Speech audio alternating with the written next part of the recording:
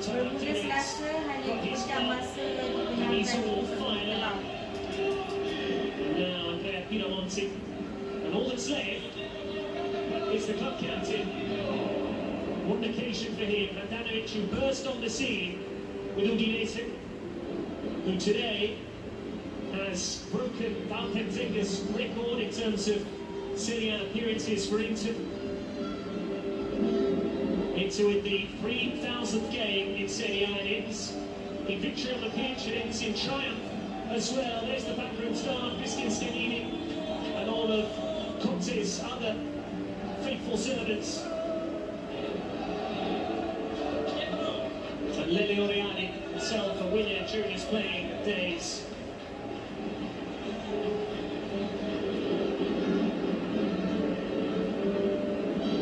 They've known this day was coming for 3 weeks. They've been preparing for it for 4 matches.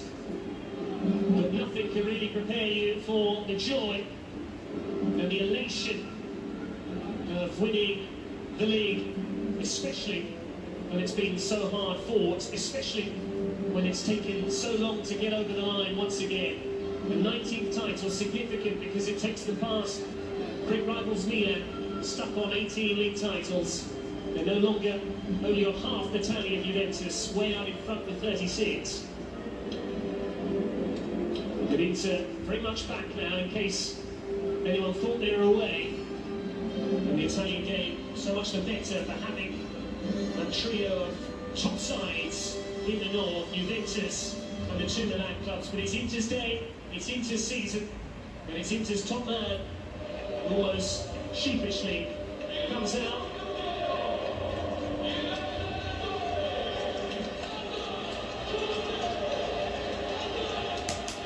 Conte had to win over some doubters. He had escaped it because of his association with Juventus as a player, as a captain, and as a coach. But there's one way to be vindicated, and that's by winning trophies. And he has begun here with the biggest one of the lot domestically. And now it's just Handanovic, the last man to emerge. The club captain against his former employers on a record-breaking occasion.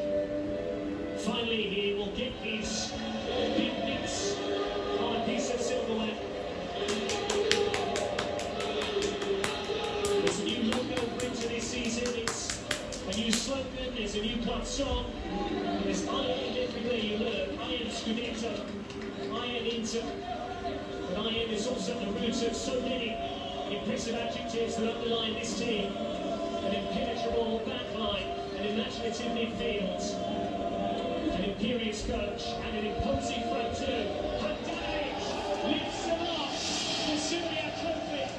Inter are champions for 2020-2021 campaign. Nerazzurri sees the summit just past the halfway stage and never look back. They won it with something to spare. And it's the Nerazzurri who will party long into the night. Milan will be bathed in black and blue once again tonight, and for many months to come, you said. They will be the team to beat next season. They've halted Juventus's run at the summit of the Italian game. Emotion for Handanovic, joy for the Nerazzurri players, and Conte. That's all from me, Patrick Kendrick, here at the Stadio Giuseppe Meazza. I'll leave you with the final score. It is finished Inter 5, Udinese 1, and a reminder that Inter are champions of Italy for the 19th time. Good afternoon.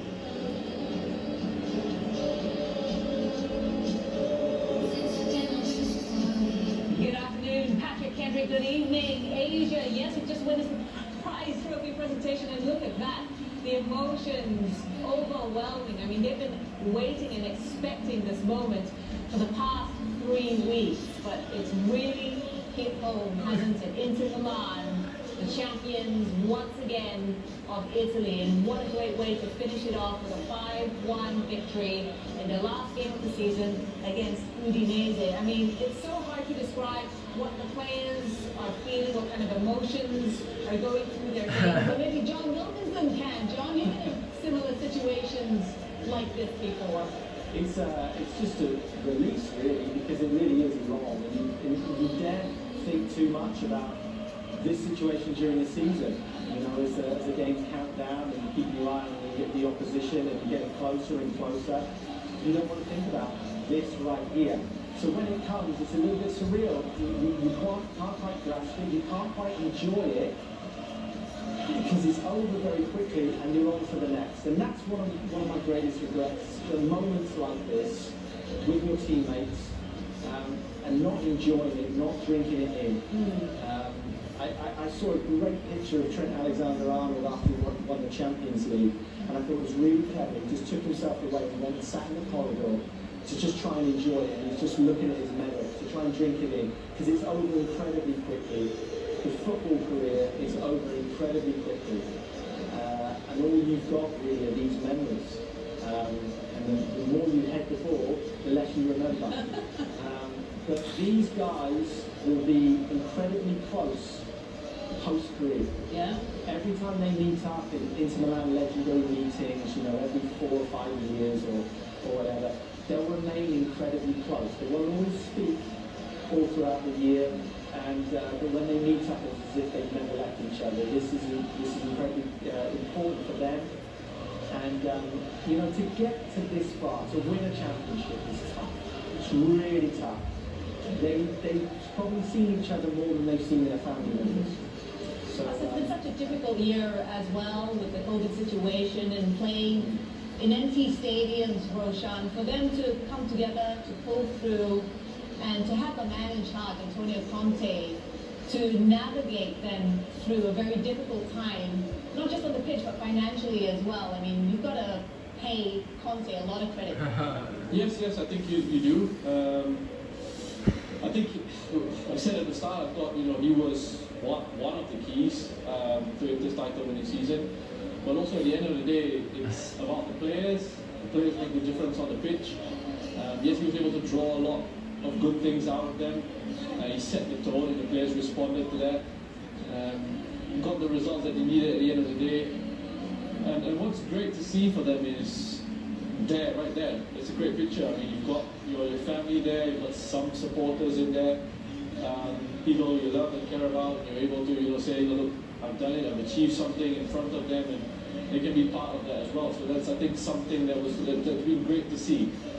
That at least, you know, yes, normally it'd be a full house, San Siro, but at least some of the family members are there. There are some supporters in there to sort of appreciate what's going on here. Yeah, the celebrations are going to go on right through to the afternoon and deep into the night, because outside in the car park of the San Siro are some 5,000 Inter Milan fans, and they are waiting for the players to come out and to celebrate with them. They have been watching the game between Inter Milan and Udinese on a huge screen in the car park, and are now just waiting patiently.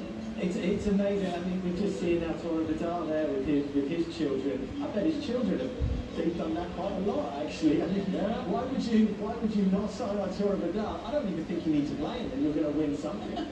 And everywhere that midfielder goes, he wins something. And then you look at, say, Ashley Young, Christian Eriksen, Alexis Sanchez, leading their respective clubs in the Premier League. And almost immediately, Christian Eriksen and Alexis Sanchez, pretty much, almost immediately winning a league title. You know, what a wonderful move that is. It really is. I'm like, especially pleased for Ashley Young, because you don't get enough British players leaving their homeland, you know, and enriching themselves. And, you know, I'm sure this is an incredibly special moment for him. Player of the season from this Inter Milan squad for you, Roshan? I'm pausing because I'm wondering if it's either Barella or Lukaku for me.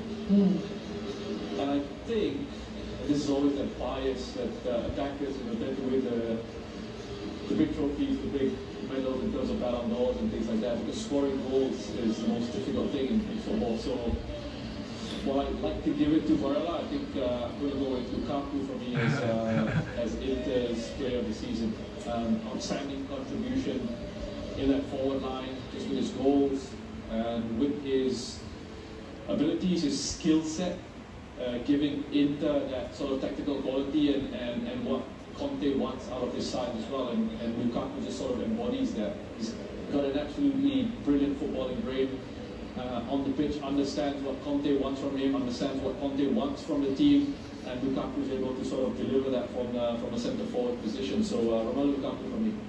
And also the combination between Lukaku and Lautaro Martinez this season especially, I mean, they're just a lethal duo. Yeah, I think one of the best combos in world football. I really believe that, and they're so different.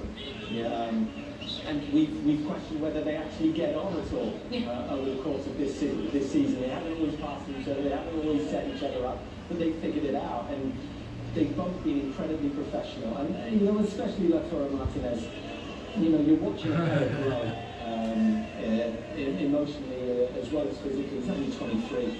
You know, he's not going to hit his peak for another 5 years. But I would like to see him leave. I would just really like to see him at Atletico Madrid. I think that's going to be his home. He's going to remember this. This is a great base for him, but I think his home is going to be Atletico Madrid. He is tailor-made for that club and Simeone. Lukaku, I think he has to stay here, and I don't think it matters who you throw in with Lukaku up front. He's going to score goals as long as he's in a blue and black shirt. Your player of the season, Principal? Well, I already said at the top of the show that De Vrij is the most important. I already said that.